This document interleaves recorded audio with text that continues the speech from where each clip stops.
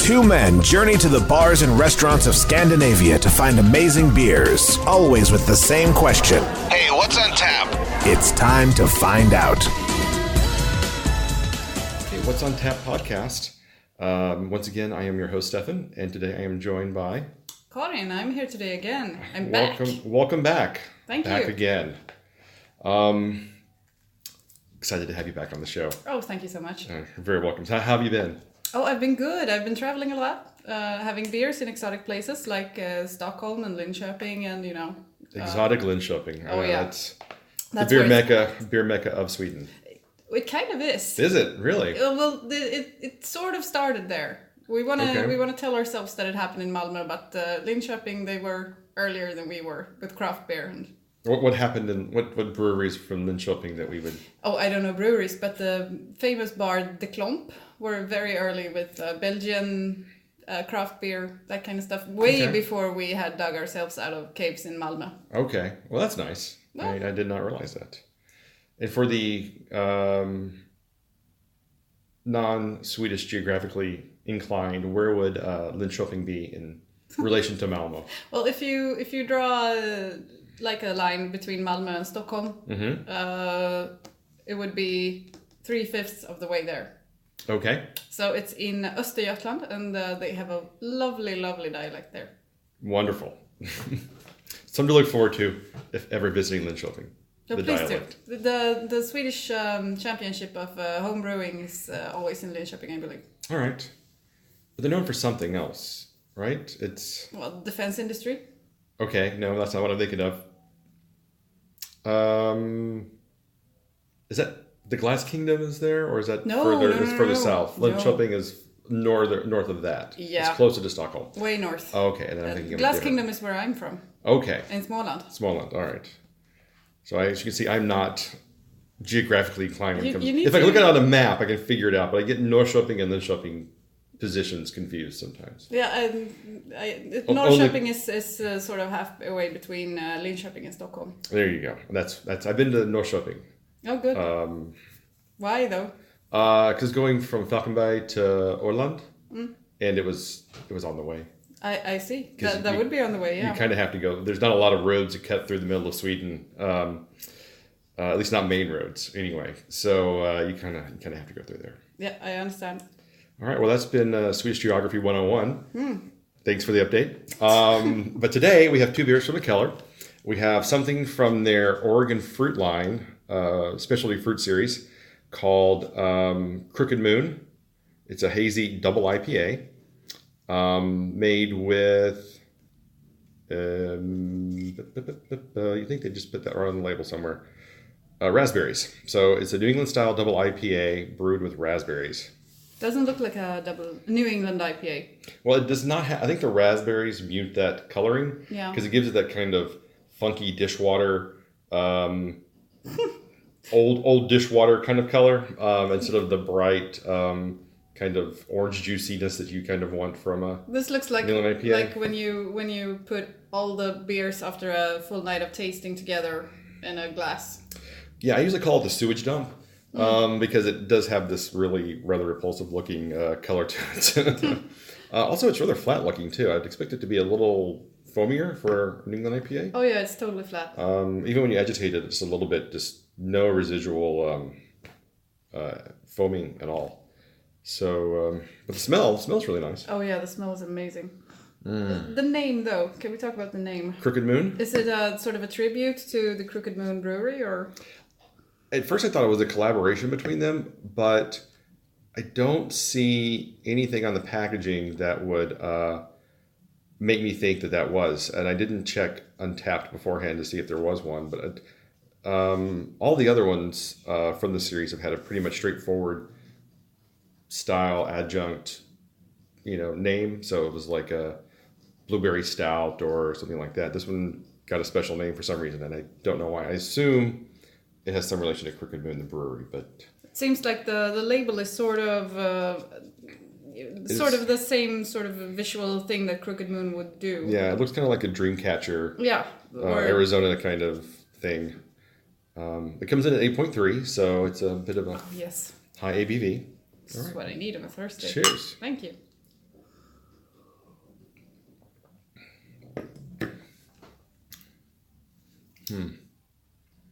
It's weird. It's like the raspberries are fighting the New England IPA brightness a little bit. Oh, you think they're in conflict? I think they... They're more complementary? Yeah. Let me take another sip here. I'm not used to talking about beer, you know. No, but that I think this there's something happening. There are two sides to this story, but they make a pretty good marriage. Yeah, it's a weird combination between the two because you definitely get the sweetness and the juiciness from the New England IPA part, but then you got this slightly tartness from the raspberries. Yeah, but they could have gone overboard with raspberries and sourness and everything, and they haven't. No, not at all. This is very pleasant to me. This is high ranking. Yeah, I think it might be a little too cold though. I kind of want to let it warm up a little bit and see how it... No, I don't want to do that. I want it all. All right. I'm sorry. Of course, you may have a point. Of course. I think the raspberries become more pronounced once it breathes a little, probably, or warms up just a smidge. Yeah, but I also think you might get more hops out of the IPA part of this story. So we'll see how that clashes. Yeah, let's hold off on reviewing it. Let's just put it on the back burner for a moment. Right. I think it's really good. I'm very happy that I picked this up. So yeah, I was traveling back from Hamburg, hit the Copenhagen airport, and as you know, the Mikkeller bar there is open 24 hours a day. So even if you're flying out at 5 a.m, you can grab a nice beer on the way out. But you can also stop back on the way and pick up bottles and cans. And so when I flew back from Hamburg, I swung by and grabbed a couple of things to try. I'm grateful that you did. For sure. So let's move on to the next one, which is Mikkeller George. They've had this out before, but it's been a while since I think they released it last time. It's a 12% Imperial Stout. And the labeling on the back is black on dark blue, so it's almost impossible to read. And I think it's just ingredients anyway, so I won't. Do you want me to check it out? You can try. I have better eyes than you do. Yeah. No, this is fucking impossible. Yeah. It's just in Danish what they put in it, so it's not that. So it's even worse. It's oats, barley, that sort of stuff. So it's not that interesting. Typical IPA stout messaging. Oh, but it smells like chocolate roastiness. I was just gonna say chocolate. I don't get a lot of roast barley in this, but chocolate is. It's just like opening up one of those really expensive Lindt chocolate boxes, you know. Yeah. This huge whiff of chocolate just overwhelms you. Yeah, this is one of the most chocolatey beers I've smelled in a while. It is. It's noticeable. For sure. All right, well, cheers. Looking forward to this one. Cheers, love.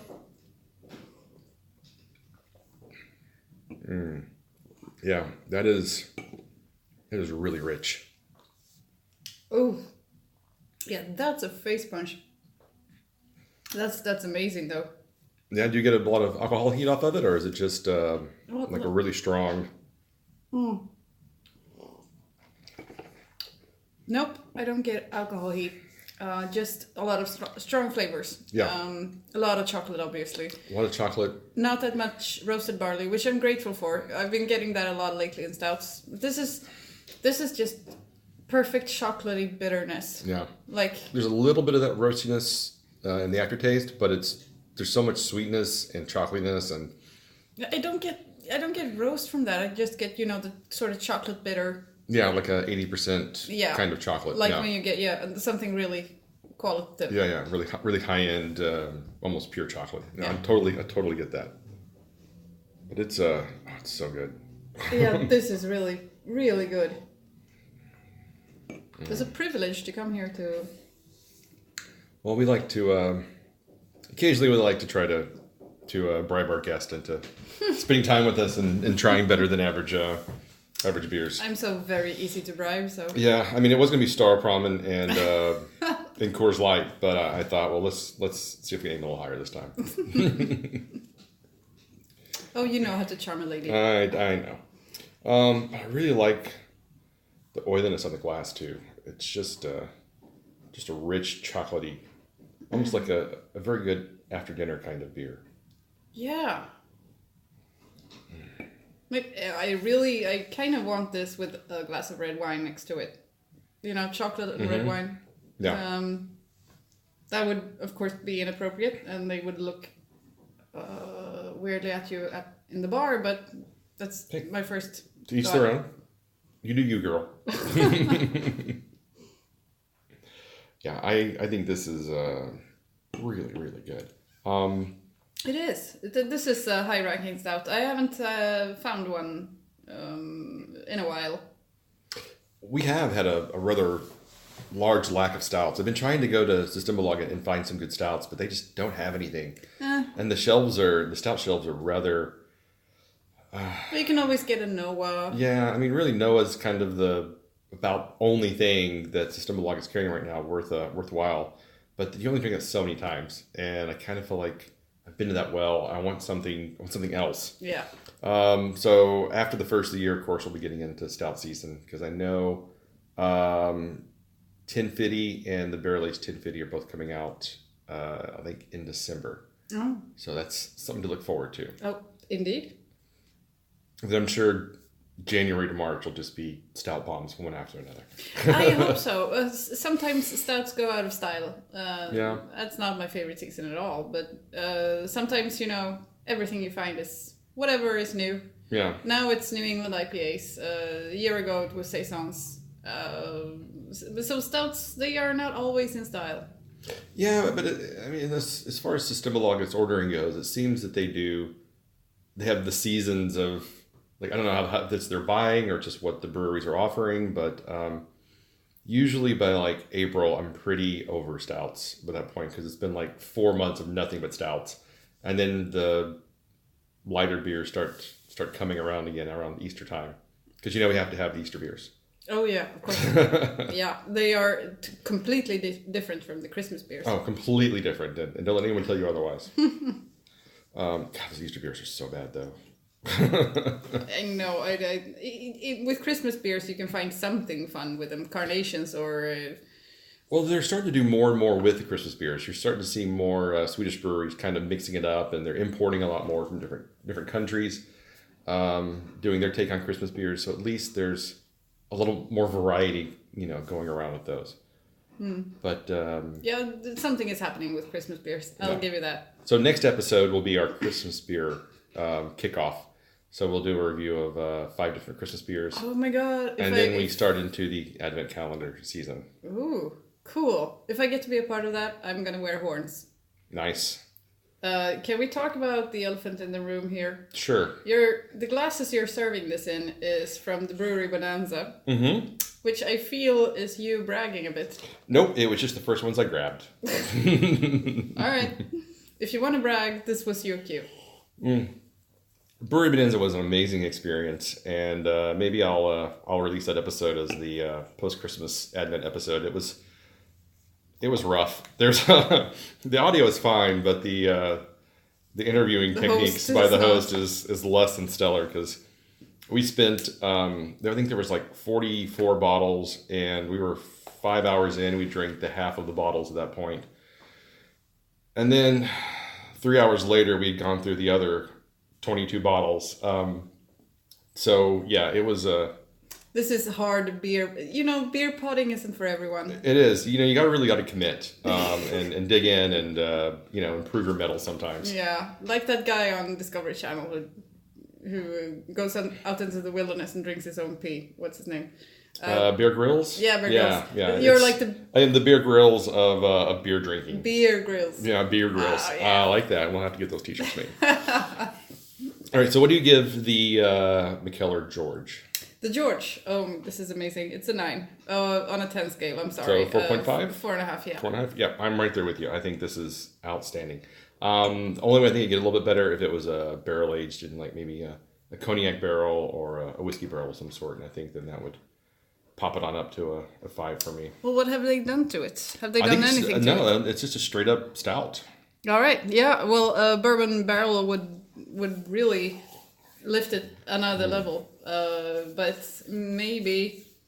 But I think the carbonation is just right there. I mean, in the fact that it has carbonation, unlike a lot of the Omnipolo stouts, which are super flat and oily, which is not bad. But I mean, this just tickles the tongue a little bit, I think. Yeah, it does. Different styles. That's all. And it tastes pretty fresh, and that's a good thing, because if you can brew something this good and serve it fresh, then you're good.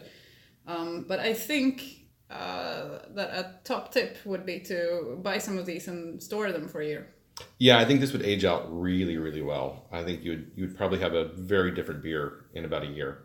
It'd be very interesting to see how this, because there isn't any adjuncts in it. You don't have to worry about the coffee or the barrel aging or whatever else. Or the vanilla. Changing out. I think this would age out to be where you would get the roots of what was put in the beer would become more prominent. Yeah. Kind of like we did with the Eternal Darkness, where we had a 2-year-old can and a fresh can, and they were literally 2 different beers. It was incredible. All right, so let's circle back around to the Crooked Moon. Again, I'm so confused by the name. Crooked Moon. No, Mikkeller Crooked. What?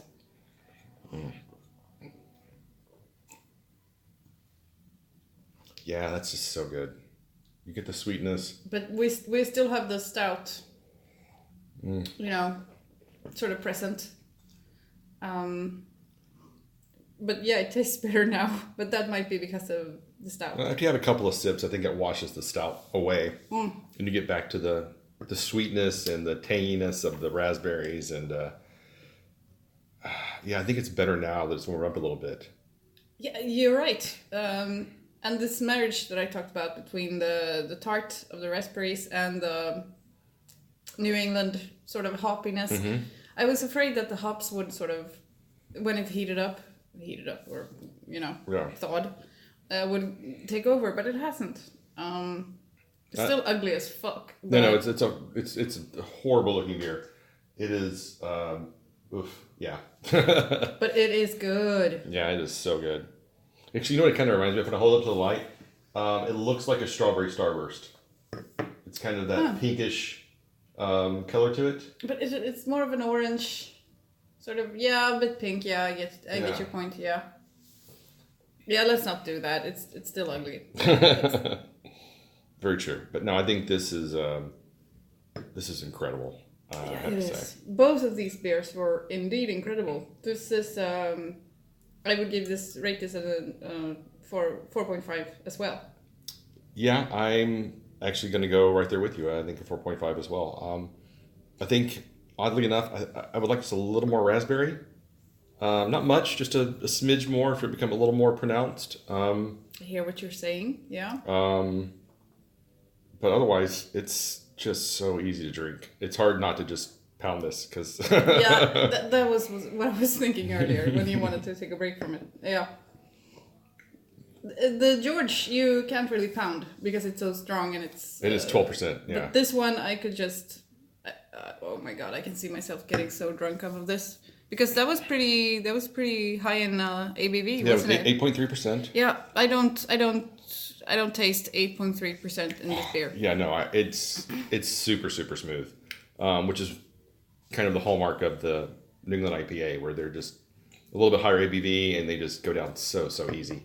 But this is definitely an easy drinking beer. It is, and I can see myself just pounding this and getting plastered. Yeah, I mean, it comes in a pint can, but you kind of want a couple of pints. Yeah, I want more of this. I do. So, and that will end badly for me, obviously. It'll end badly for everyone that does that, because it has some kick to it.